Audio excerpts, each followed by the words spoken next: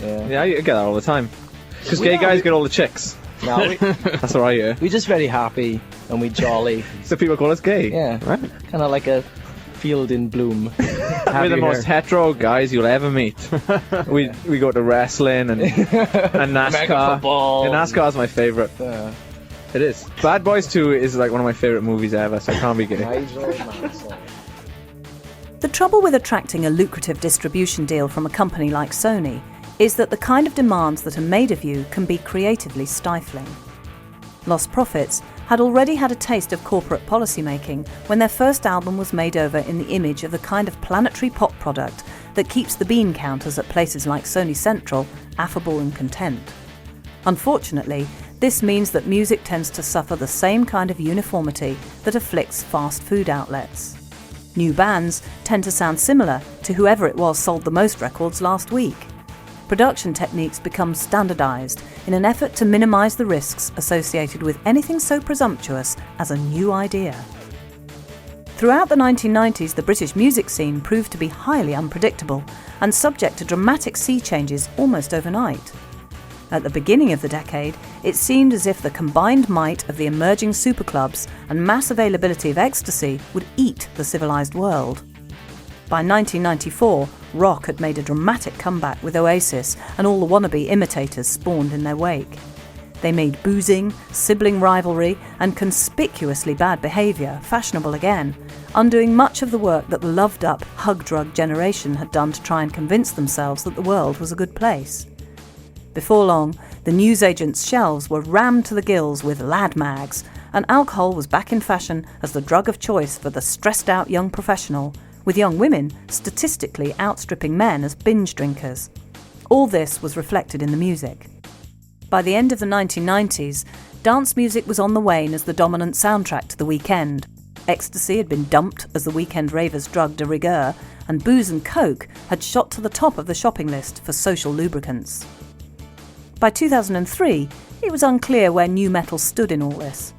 But it was becoming obvious that a staple diet of Slipknot, Korn, Limp Bizkit and their many imitators was suffering a severe case of popularity disorder. The eclectic amalgam of rock, rap, hip-hop beats and scratching was gradually slipping from favour, to be superseded by more conventionally structured pop songs. This was particularly the case in Britain, where bands like Coldplay and Travis were making big names for themselves by trading on sensitivity and subtlety rather than aggressive confrontation. It was as if Nirvana had never happened, or rather that the lessons to be learned from them about the dynamic structure of rock music and ways to develop had been discarded or forgotten.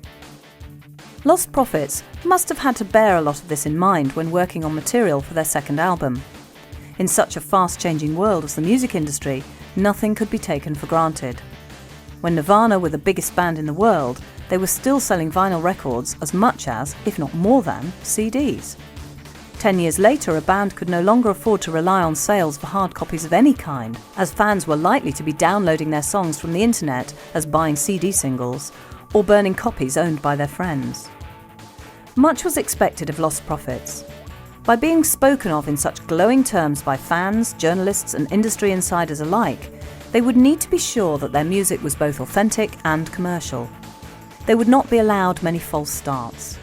If they misjudged the moment and slipped from grace, it would be a long, hard struggle back up again, and many before them had failed to make it back after a downturn in their artistic or commercial fortunes. By the time it came to begin recording their second album, they must have been aware of the pitfalls associated with this legendary, difficult phenomenon. First albums can come in many forms. They can come in a rush of confidence and creativity that can never be repeated. They can be the result of many years' hard work and hard-won inspiration, honed to perfection without the distractions of rapidly increasing fame. Or they can be relatively unfocused and immature, making use of all kinds of ideas that get junked when a band becomes more self-aware and professionalism begins to set in. All this can make a second album, for a variety of reasons, problematic to record. For Lostprophets, it seemed to be a mix of all these factors.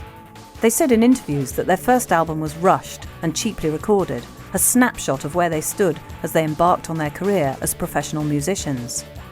In point of fact, It had been essentially an elaborate demo, rather than a fully formed, carefully recorded statement reflecting their true abilities. The Sound of Fake Progress had been recorded in a week. Start Something, their second, took 10 months. Its title referred not only to the idea that anyone who finds themselves in a dead end in their lives should get on their feet and do something, anything, to improve their position, but also to themselves as they stood at that time.